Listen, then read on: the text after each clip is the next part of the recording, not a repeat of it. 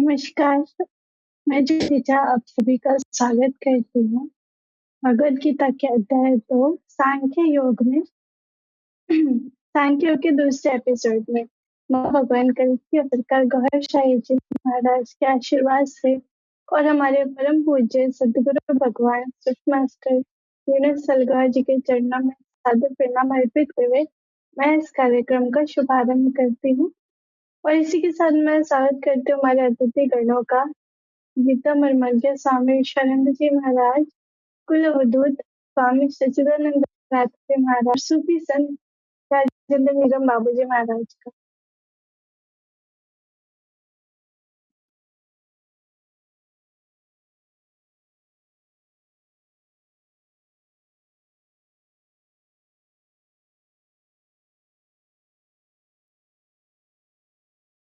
जय श्री कृष्ण, जय गौर शाही। आप सभी का इस कार्यक्रम में हार्दिक अभिनंदन है। पिछले एपिसोड में हमने दूसरे अध्याय से डिस्कस किया था, जिसमें एक महत्वपूर्ण पॉइंट रह गया था, तो उसी को करते हुए मैं आमंत्रित करती हूँ सूफी संत राजेंद्र निगम बाबू जी महाराज को। प्रश्न यह है कि अंततः अर्जुन स्वयं को श्री कृष्ण घोषित कर उनसे मार्गदर्शन मांगते हैं। क्या यह क्षण गीता के वास्तविक आरंभ का प्रतीक है, जहाँ एक जिज्ञासु अपनी बुद्धि की सीमाओं को स्वीकार कर मार्गदर्शन के लिए गुरु की शरण ग्रहण करता है? इस प्रसंग के आध्यात्मिक महत्व की विवेचना कीजिए।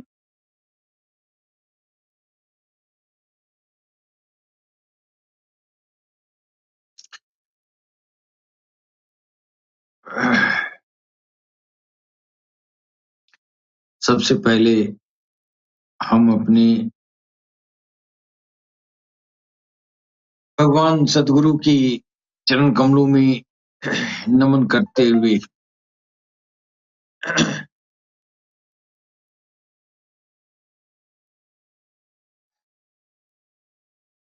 इस आध्यात्मिक पैनल में उपस्थित अपने वरिष्ठ संतों को सर नवाकर प्रणाम करता हूँ।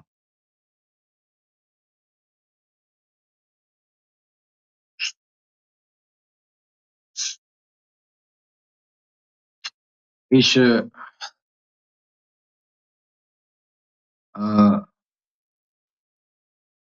अध्याय भगवद गीता अध्याय 2 सांख्य योग में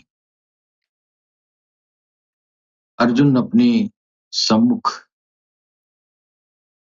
उत्पन्न स्थिति का सामना करने में अपनी असमर्थता को पुनः प्रकट करता है और युद्ध के अपने कर्तव्य पालन करने से मना कर देता है। इसके बाद वह औपचारिक रूप से श्री कृष्ण को अपना आध्यात्मिक गुरु बनाने और वर्तमान स्थिति का सामना करने के लिए उचित मार्गदर्शन प्राप्त करने की प्रार्थना करता है। प्रभु उसे आत्मा जो शरीर के नष्ट होने पर भी नहीं मरती, अमरत्व की शिक्षा देकर दिव्य ज्ञान प्रदान करते हैं।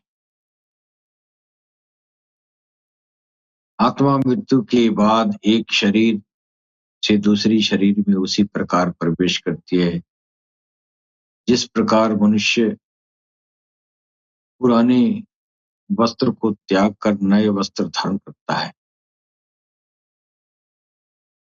इसके पश्चात श्री कृष्ण सामाजिक दायित्वों के विषय की ओर आगे बढ़ते हैं। तो अर्जुन को स्मरण कराते हैं कि धर्म के अनुसार योद्धा के रूप में युद्ध लड़ना उनका कर्तव्य है। वे स्पष्ट करते हैं कि किसी के द्वारा अपने नैतिक कर्तव्यों का पालन करना पुण्य का कार्य है जो स्वर्ग जाने का द्वार खोलता है, किंतु कर्तव्यों से विमुख होने से केवल तिरस्कार और अपयश प्राप्त होता है। लौकिक स्तर पर अर्जुन को प्रेरित करने के पश्चात श्री कृष्ण गहनता के साथ कर्मयोग के ज्ञान पर प्रकाश डालते हैं। वे अर्जुन को फल की आसक्ति के बिना निष्काम करने का प्रेरणा देते हैं। फल की कामना से रहित कर्म करने के विज्ञान को वे बुद्धि का योग नाम देते हैं। बुद्धि का प्रयोग मन और कर्म फल की लालसा करने से रोकने के लिए करना चाहिए। इस भावना के साथ संपन्न किए गए कर्म बंधन वाले से मुक्त करने वाले में परिवर्तित हो जाते हैं। अर्जुन स्थिति प्रज्ञ मनुष्य के उस कृष्ण उसे बताते हैं कि किस प्रकार स्थिति प्रज्ञ होकर मनुष्य आसक्ति, भय और क्रोध से मुक्त हो जाता है और परिस्थितियों में उसकी इंद्रियां उसके वश में हो जाती हैं और उसका मन सदा के लिए भगवान की भक्ति में लीन हो जाता है। पश्चात वे स्पष्ट करते हैं कि किस प्रकार मानसिक संताप, काम वासना और लोभ विकसित उन्मूलन किया जा सकता है। किस तरह विकसित होते हैं ये मानसिक संताप, काम वासना और लोभ विकसित होते हैं और किस प्रकार से इनका उन्मूलन किया जा सकता है, वो इस अध्याय में अर्जुन और कृष्ण का जो संवाद है यह बहुत ही महत्वपूर्ण है, जो विश्लेषणात्मक ज्ञान का योग है जिसको सांख्य योग कहते हैं। जी दीदी। जी, आपको बहुत बहुत धन्यवाद। अभी मैं आमंत्रित करूंगी स्वामी विश्वानंद जी महाराज को। आप जी स्वामी जी, आपका हार्दिक अभिनंदन है। प्रश्न यह है कि भगवत गीता के अनुसार ज्ञानी व्यक्ति जीवित और मृत दोनों के लिए शोक क्यों नहीं करता? इसके पीछे का आध्यात्मिक आधार विस्तार से स्पष्ट कीजिए। जी, इस प्रश्न का उत्तर समझने के लिए श्रीमद् भगवत गीता जी का अध्याय 2 सांख्य योग के श्लोक नंबर 11 के आधार लेके समझे तो श्लोक नंबर 11 इस प्रकार है। असोश्चानन्वशोचस्त्वम् प्रज्ञावादामच्च भाससे गतासु न गतासुमश्च नानुशोचन्ति पंडिताः। इस श्लोक के बाद माध्यम से भगवान श्री कृष्ण सारी मानव जात को एक ज्ञानी व्यक्ति के व्यवहार के विषय में समझा रहे हैं कि ज्ञानी व्यक्ति आत्मा के विषय में समझकर अपने जीवन में कोई भी जीवित व्यक्ति के लिए बहुत खुशी नहीं मनाते हैं और उनके सगे रिश्तेदार स्वजन व्यक्ति की शरीर की मृत्यु हो जाए तो उस मृत व्यक्ति के लिए बहुत शोक यानी कि दुख नहीं करता है। ऐसी समता वाली मनोस्थिति ज्ञानी व्यक्ति इसलिए बनाए रखता है क्योंकि ज्ञानी व्यक्ति को ऐसा ज्ञान हो गया होता है कि स्वयं को और उनके सब सगे संबंधी स्वजनों, सब इंसानों को और सब प्रकार के प्राणियों को जो शरीर प्राप्त होता है वे अविनाशी प्रकृति माता की ओर से प्राप्त होता है। ये सब प्राणियों के एवं मानवों के शरीर तो उनके कर्मों को करने के लिए एक साधन, एक मशीन के रूप में मिलता है। इस शरीर रूपी साधन को जो धारण करता है वे अविनाशी आत्मा है। वे आत्मा की कभी मृत्यु के कभी जन्म नहीं होता है। वे आत्मा तो नित्य सदा अमर अविनाशी रहता है। ज्ञानी व्यक्ति को यह भी ज्ञान होता है कि ऐसे मनुष्य पुराना जर्जरित वस्त्रों का त्याग करके नया वस्त्रों को धारण कर लेता है, वैसे ही सब मनुष्यों को और सब प्राणियों को उनके शरीर जब वृद्ध और कमजोर हो जाते हैं, उस समय पे त्यागना ही पड़ता है। ज्ञानी व्यक्ति को यह भी ज्ञान होता है कि मैं तो अविनाशी आत्मा हूँ। मैंने ही यानी कि मेरी अमर आत्मा ने ही ये मेरा शरीर को एक साधन के रूप में कर्मों करने के लिए धारण किया हुआ है।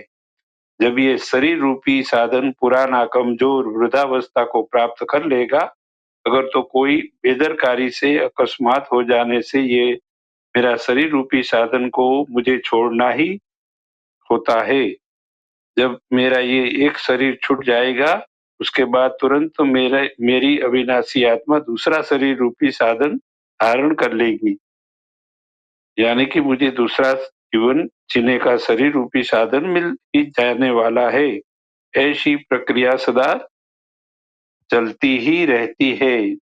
इसीलिए तो ज्ञानी व्यक्ति जीवित व्यक्ति के लिए बहुत आसक्त होके उनके प्रति रागी नहीं बनता है, और इसके साथ साथ किसी भी मनुष्य के शरीर की मृत्यु हो जाए तब वे किसी भी प्रकार का शोक यानी के दुख नहीं करता है। ज्ञानी व्यक्ति को यह भी ज्ञान होता है कि सब मनुष्य इस दुनिया में अपना अपना कर्मों को करने के लिए आते हैं। जो मनुष्य जैसा कर्मों को करता है वैसा फल उनको मिलता है। ऐसा ज्ञान से ज्ञानी व्यक्ति अपने शरीर, मन, बुद्धि और आत्मा की शक्तियों का सत्य उपयोग करके अपने जीवन की सारी जरूरियातों को स्वयं ही अपने अच्छे कर्मों को करने से ही प्राप्त कर लेता है, ताकि वे किसी भी सगे रिश्तेदारों के ऊपर निर्भर न रहने से वे किसी के बंधन में नहीं रहता है और दूसरों को भी बंधन में नहीं डालता है। ज्ञानी व्यक्ति कोई भी इंसान के साथ निस्वार्थ भाव रखते हुए व्यवहार करता है कि किसी भी इंसान में आसक्त यानी कि मोहित नहीं होता है। इसलिए उनके आसपास के लोग, सगे संबंधी किसी भी शरीर की मृत्यु हो जाने से उनको कोई शोक दुख नहीं होता है। ज्ञानी व्यक्ति को यह भी ज्ञान होता है कि इस नासुती दुनिया में ये शरीरों और शरीरों से बनते सारे कर्मों, रिश्ते और कर्मों के फल सब जब उनका अविनाशी आत्मा शरीर छोड़ देता है, उसके साथ-साथ सब रिश्ते भी छूट जाने वाले हैं। इसलिए भी ज्ञानी व्यक्ति किसी भी व्यक्ति की शरीर की मृत्यु हो जाने से शोक नहीं करता है। ज्ञानी व्यक्ति को यह भी ज्ञान होता है कि आत्मा को शरीर प्राप्त कराती है प्रकृति। सब इंसान के गुणों के अनुसार उनके गुण ही गुणों में व्यवहार करते हैं। मैं अविनाशी आत्मा तो अकर्ता हूँ। इस ज्ञान से ज्ञानी समझ लेता है कि ये मेरी आत्मा अकर्ता होने से मैं न तो किसी को मारता हूँ, न मैं किसी से मृत्यु हो पाता हूँ।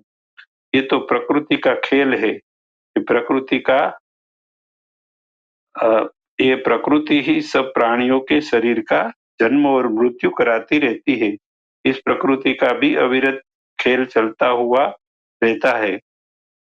ज्ञानी व्यक्ति अच्छी तरह समझ लेता है कि इस ज्ञान से भी ज्ञानी व्यक्ति किसी जीवित व्यक्ति के प्रति राग आसक्त नहीं होता है, और किसी भी व्यक्ति की मृत्यु हो जाए उससे वे शोक में डूब के दुखी नहीं होता है।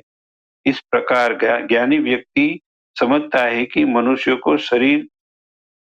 का शरीर नाश होता है, आत्मा अमर रहती है।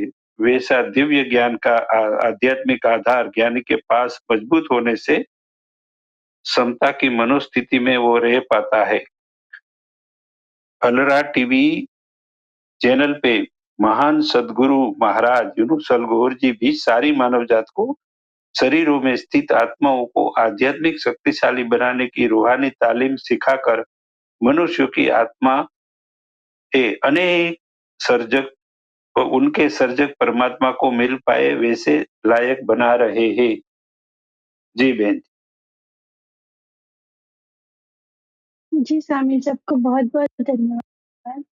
आमंत्रित करती हूँ स्वामी सच्चिदानंद नाथ जी महाराज को। प्रश्न ये है कि श्री कृष्ण ने अर्जुन को पंडित जैसी बातें करने वाला किंतु अज्ञानी क्यों कहा? बाहरी ज्ञान और वास्तविक ज्ञान के अंतर को स्पष्ट।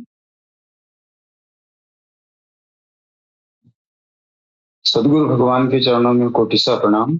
आप सभी का हार्दिक स्वागत एवं अभिनंदन है। पंडित का अर्थ होता है जिसने शास्त्रों का ठीक से अध्ययन कर लिया है, और ज्ञानी का अर्थ ये होता है कि जिसने ब्रह्म को जान लिया है। एक थियरी का ज्ञान रखता है और दूसरा प्रैक्टिकली उस ब्रह्म को जानता है, परमात्मा को जानता है। कृष्ण ने अर्जुन को पंडितों जैसी बात करने की बात तो कही, लेकिन अर्जुन पंडितों जैसी बात भी नहीं कर रहे थे, वो अज्ञानियों जैसी ही बात कर रहे थे, क्योंकि वो परंपराओं के बोध से जो बातें कह रहे थे वो अज्ञान की ही बातें हैं। इस बात पे एक मंत्र का मुझे ध्यान आ रहा है।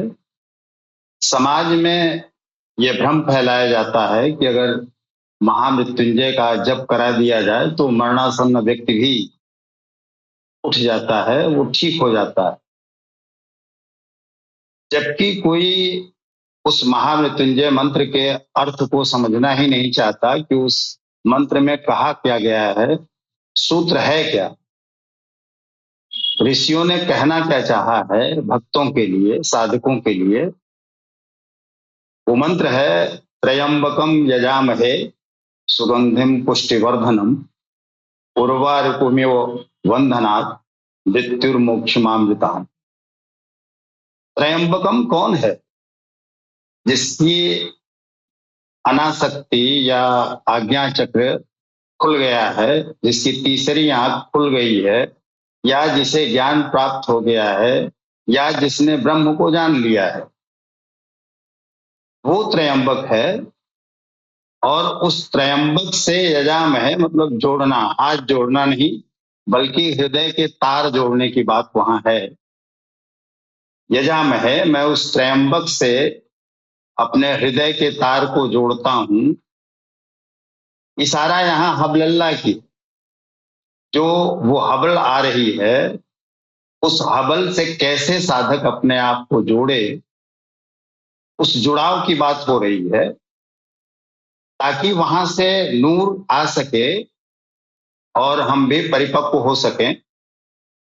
त्रयंबकम यजामहे सुगंधिम पुष्टिवर्धनम, जिससे होगा क्या, अगर ये तार जुड़ जाएगा तो सुगंध आएगी। और सुगंध क्या है? हम ऐसा तो है नहीं कि सुगंध आई हमने सूंघ लिया आनंदित हो गए, नहीं। यहाँ पे ऋषियों ने ये बताने का प्रयास किया है कि गीता में भगवान कृष्ण ने सुगंध को अपना ऐश्वर्य बताया है, अपना गुण बताया है कि सुगंध भी मैं ही हूं।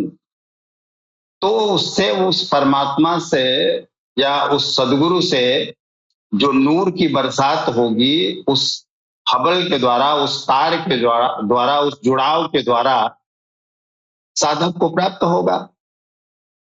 जिससे क्या होगा? पुष्टिवर्धनम, उससे पोषण होगा, हमारा कल्ब मजबूत होगा, हमारा हृदय मजबूत होगा, जागृत होगा।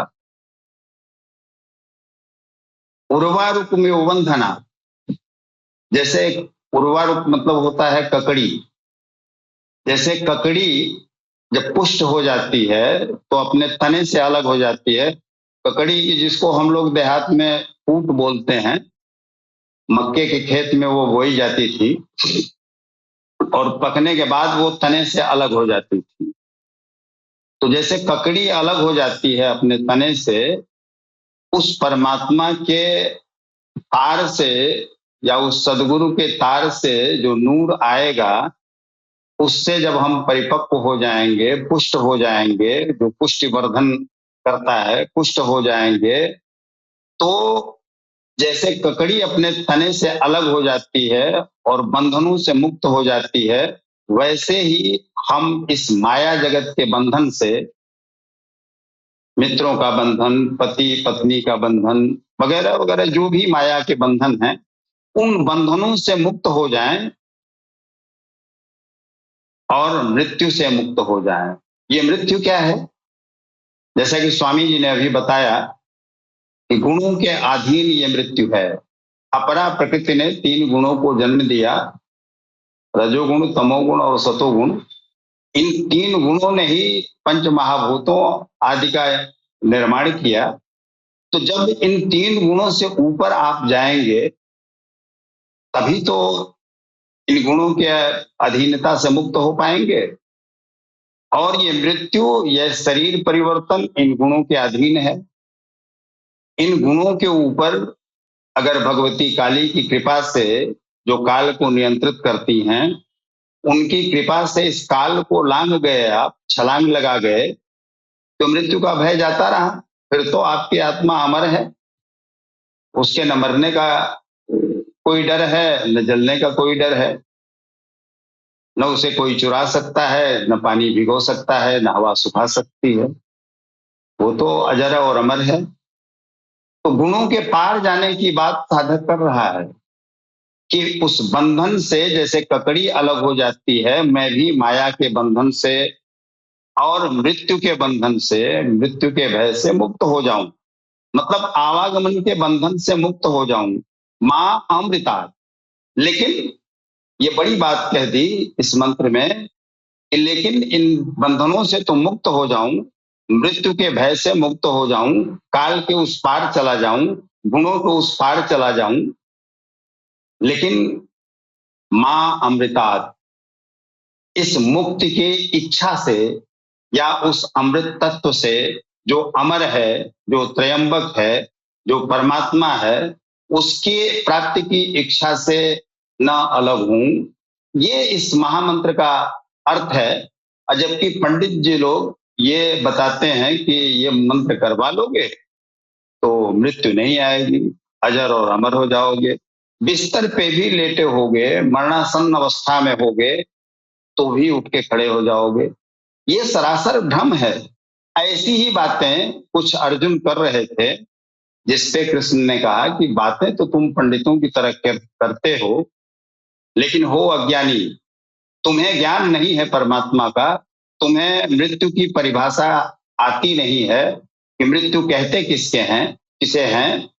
गुणा गुणेश वर्तन्ते इति मत्वा न संजते। अगर तुम ज्ञानी होते तो ये जानते कि ये जो शरीर है ये भौतिक तत्वों से या पंच महाभूतों से बना है और ये गुणों के अधीन है।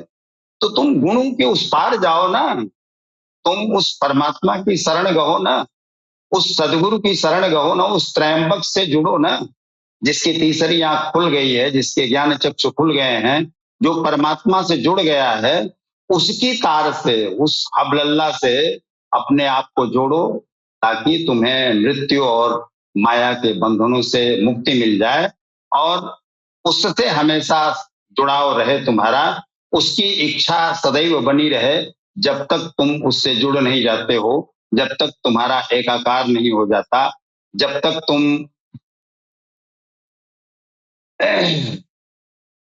उसी का रूप नहीं बन जाते हो, तब तक ये इच्छा बनी रहे। तो ऐसे ही भ्रमजाल में अर्जुन भी फंसे हुए थे। अभी स्वामी जी ने 11वें श्लोक में जो बताया, वही बात भगवान कृष्ण कह रहे थे अर्जुन से कि बात तो तुम पंडितों की तरह करते हो, लेकिन हो अज्ञानी। जी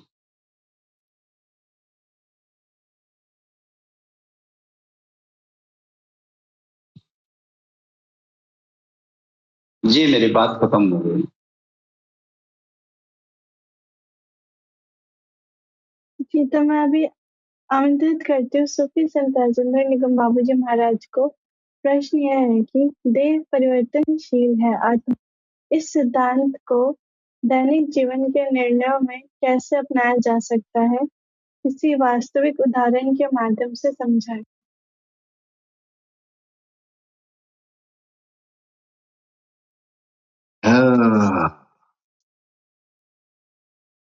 आज तो बड़ा खेद के साथ जो है ये नेटवर्क का ही साथ नहीं दे रहा है। फिलहाल भगवान का सिमरन है, भगवान का चर्चा है।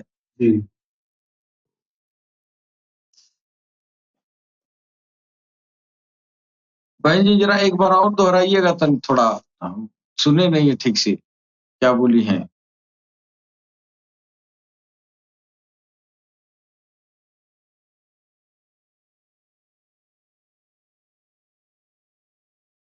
बहन जी मेरी बात सुन पा रही हैं? प्रश्न यह है कि देह परिवर्तनशील है, आत्मा नहीं। इस सिद्धांत को हाँ दैनिक जीवन में कैसे अपनाया जा सकता है, किसी वास्तविक उदाहरण के माध्यम से।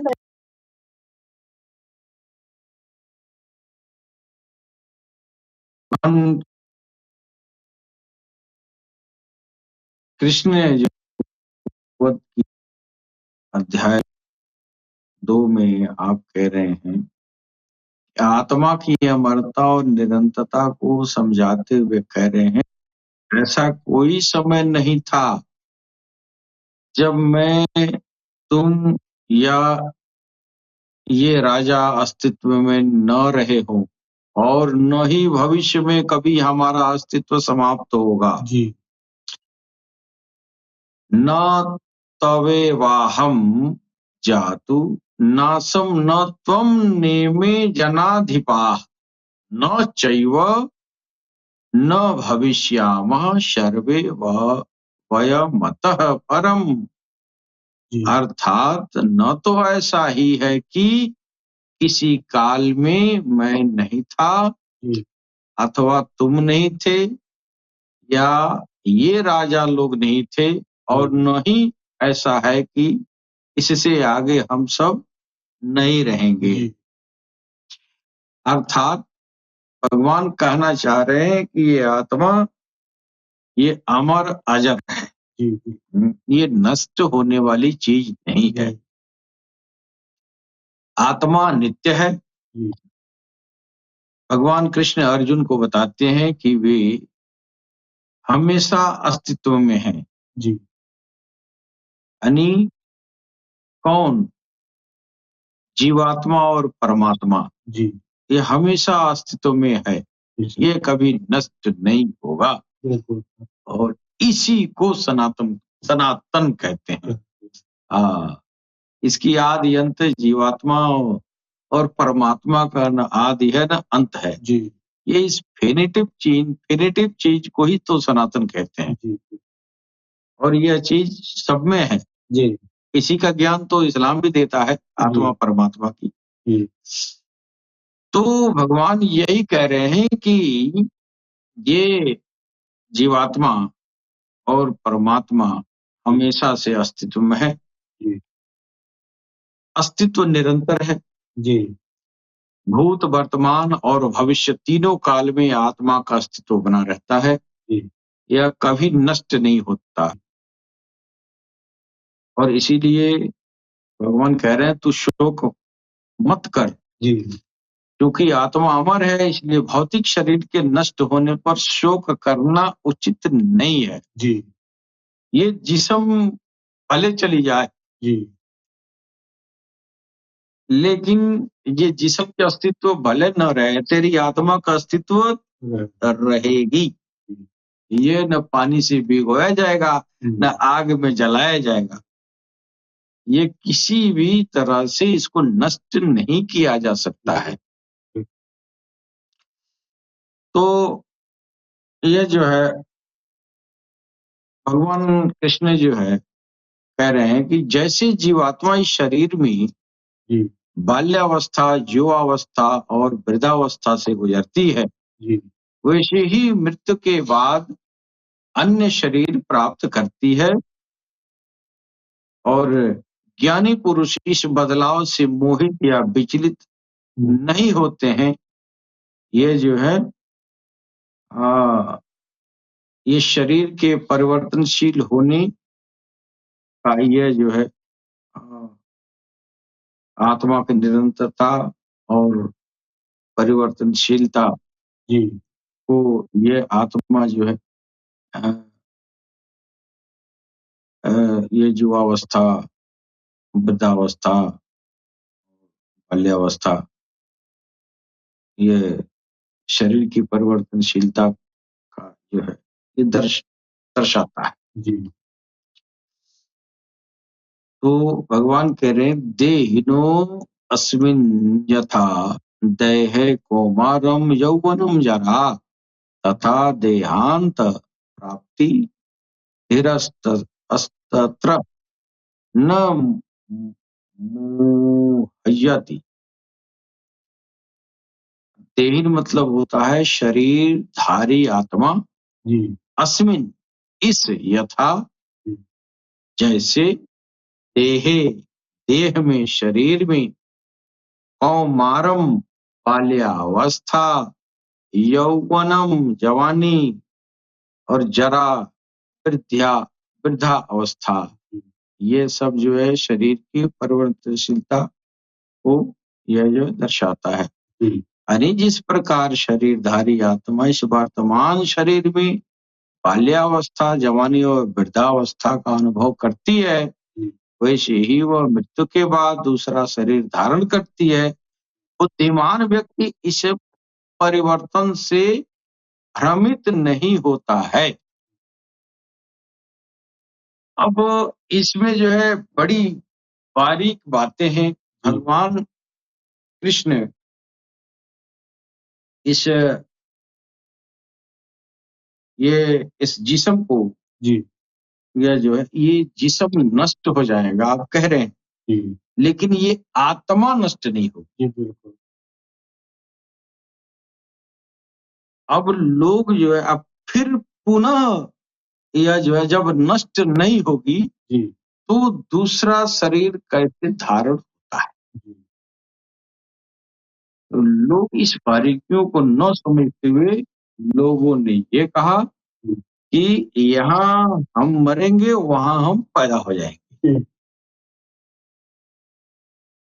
वहां कोई मरेगा यहाँ पैदा हो जाएगा, वहां बूढ़ा था यहाँ जवान हो।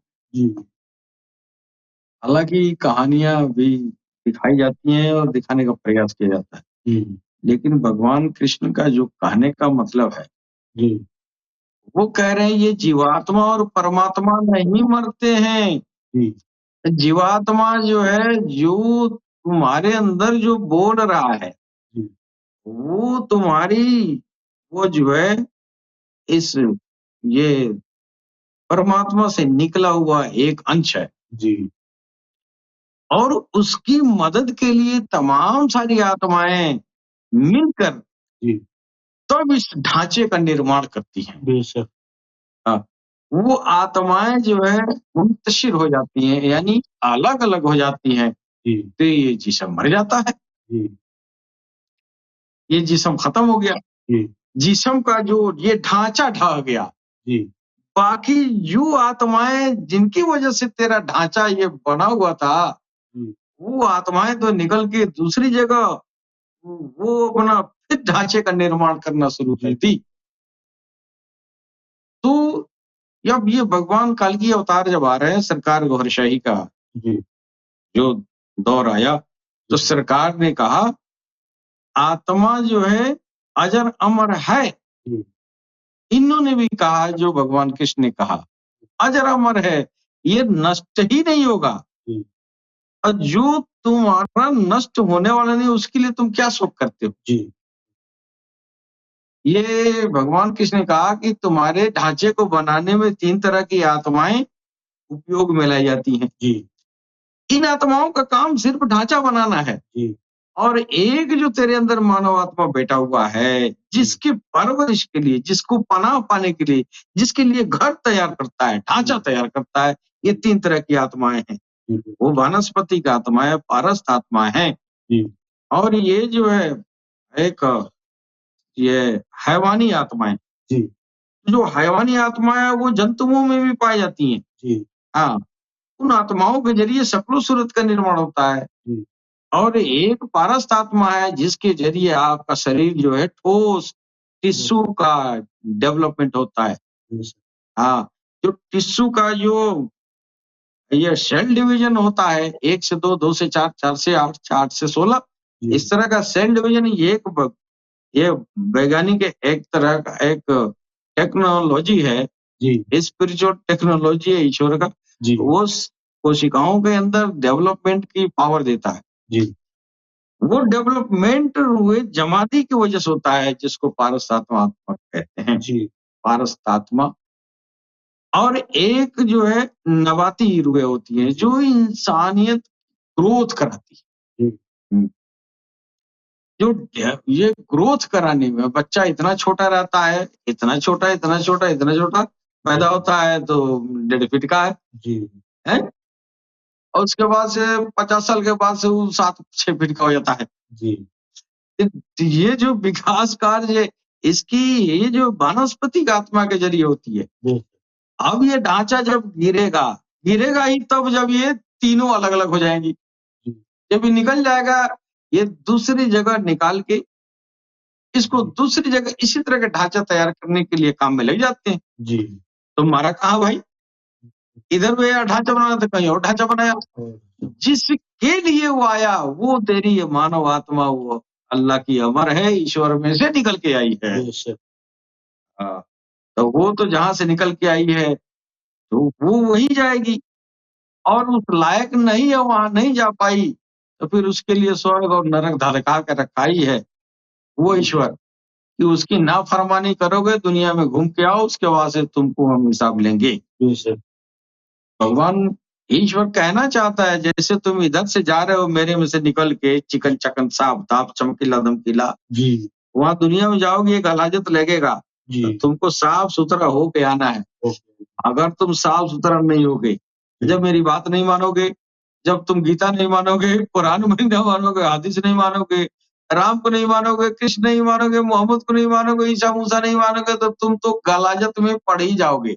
yes, उधर से कीचड़ लेके आओगे दुनिया की सारी व्याधियां विकार जी जितनी है उस आत्मा के साथ वो चिपक के जब जाएंगी जी तो वो तो दुनिया में आई और ये दुनिया के विकार जब उसके चिपक गए तो ये आत्मा बेहोश हो गई। जी बेहोश आई बेहोश चली गई जी है ऊपर से ये जो है गुनाहों का पापों का बोझ जब लेके गए जी फिर उस आत्मा के लिए या तो स्वर्ग बनाया या नरक बनाया। बेशक लेकिन जो ज्ञानी है जी जिसने ज्ञान हासिल किया जो भगवान कृष्ण के ज्ञान को ग्रहण कर लिया जी वो न स्वर्ग में गया न नरक में गया बेशक उनका गंतव्य स्थान उस आत्मा के गंतव्य स्थान परमात्मा ही है और यही इंसान का परम कल्याण है। बेशक तो परम कल्याण का संबंध जो है उस आत्मा से है।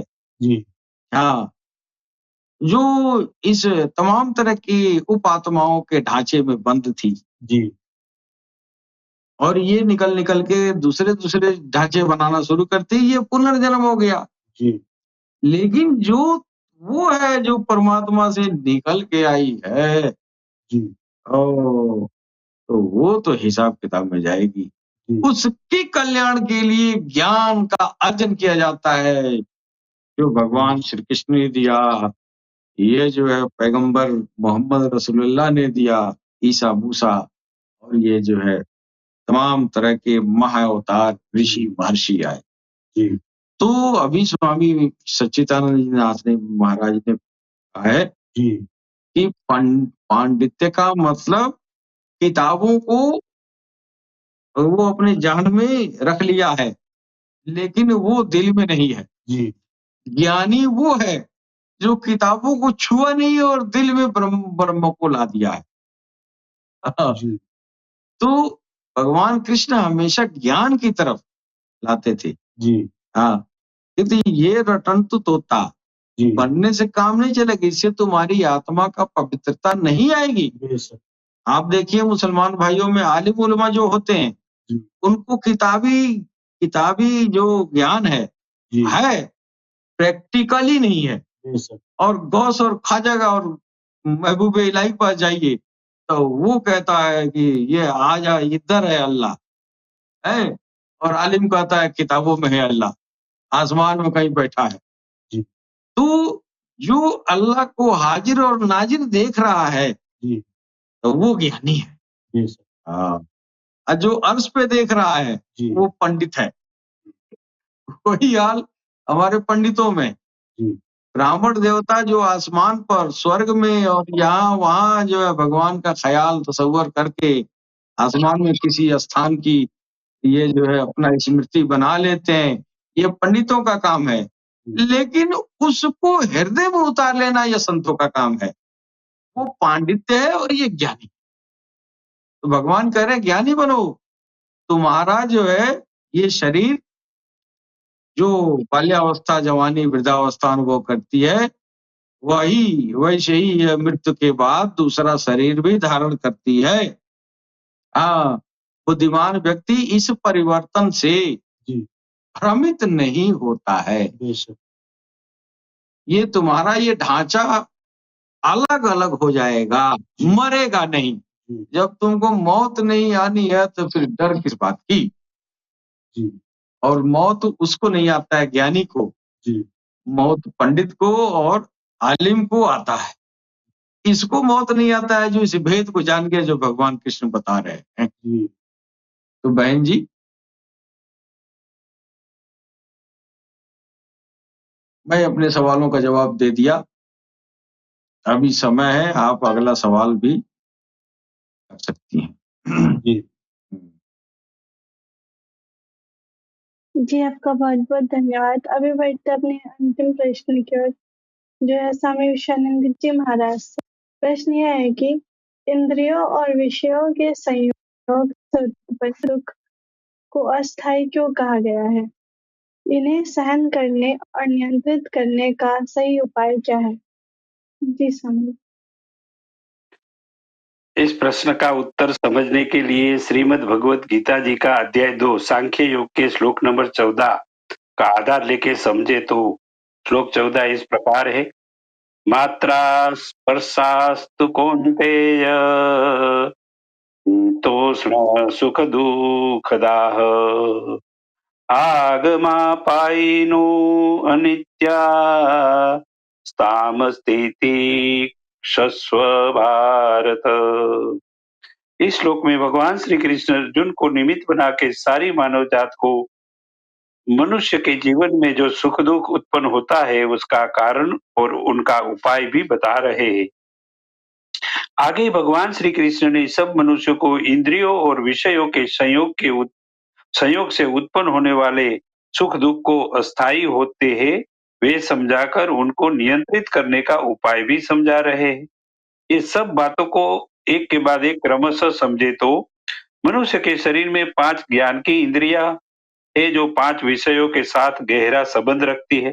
जैसे कि शब्द विषय के साथ श्रवण करने की इंद्रिया कान है, स्पर्श विषय के साथ स्पर्श करने की इंद्रिया चमड़ी है, रूप विषय के साथ रूप को देखने के लिए आंखें जुड़ी हुई है, रस विषय के साथ रस को रसपान करने के लिए जिह्वा जुड़ी हुई है, गंध सुगंध का अनुभव करने के लिए नाक जुड़ा हुआ है। सब मनुष्यों ये 5 प्रकार के विषयों का उपभोग करने के लिए शरीर में स्थित ये 5 प्रकार की ज्ञानेंद्रियों का उपयोग करते हैं। मनुष्य जब उनके मन से विषयों का चिंतन करने लगता है तब मन विषयों को उनके साथ संबंधित ज्ञानेंद्रियों के साथ संबंध यानी कि संयोग जोड़ता है। वे मिलन से ज्ञानेंद्रियों में विषयों का प्रवेश होता है। जब विषयों का उनके संबंधित ज्ञानेंद्रियों में प्रवेश होता है तब ज्ञानेंद्रियां जागृत और सक्रिय हो जाती है। इसके साथ साथ 5 कर्मेंद्रियां भी ज्ञानेंद्रियों का सहयोग करने के लिए कार्यशील हो जाती है।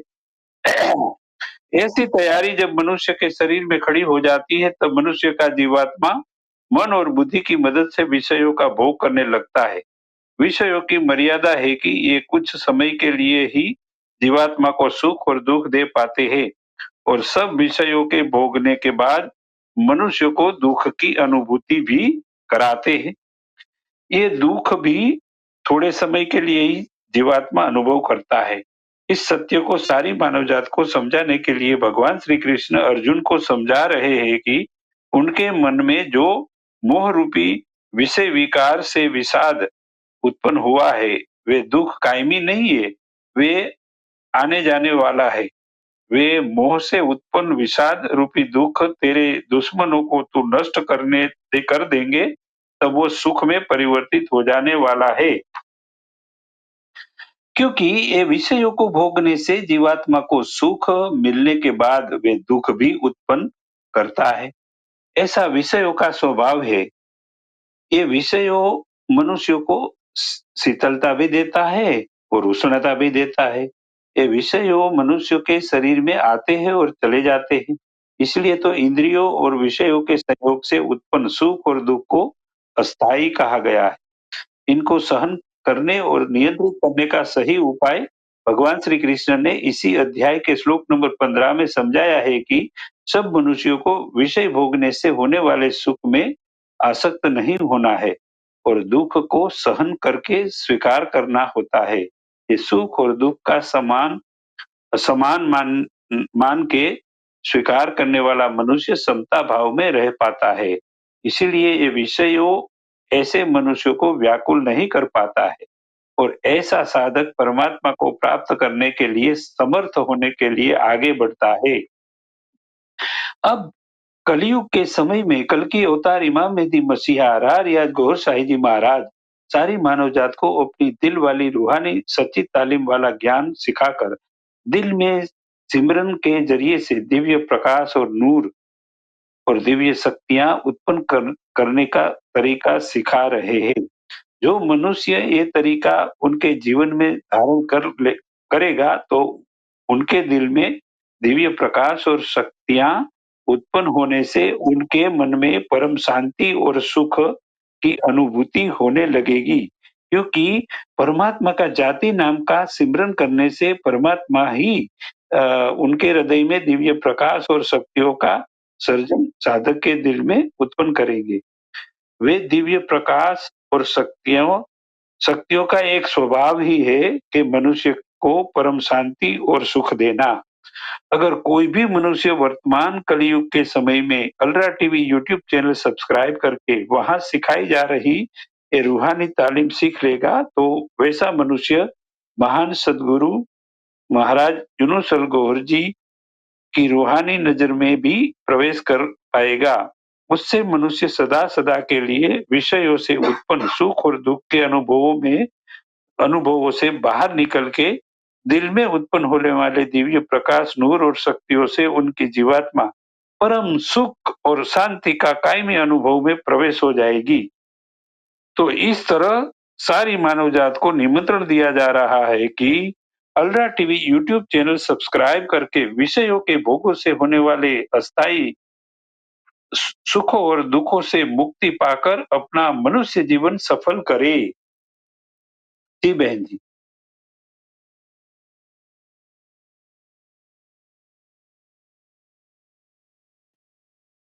जी बहन जी।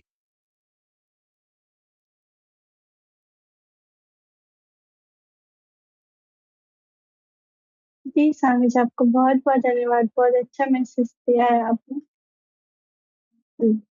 फिर मिलते हैं आप सभी से अगले शनिवार को। और इस समय अभी जो है समय बदल चुका है कल से। मतलब आज की जो ट्रांसमिशन है वो अलरा टीवी लाइव की, जहाँ मास्टर सैयद यूनुसल गौहर 4 बजे लाइव आते हैं, तो वो अब कल से टाइम 1 घंटा पीछे हो गया है, जैसा कि हर दिन का टाइम बदलता है। तो कल से जो लाइव महफिल है वो 1 घंटा पहले यानी 3 बजे, और अगले शनिवार से हमारे प्रोग्राम भी 12:30 के बीच होगा। तब तक के लिए आप सभी का बहुत बहुत धन्यवाद। जय श्री कृष्ण, जय गौहर शाही, जय श्री कल्चर।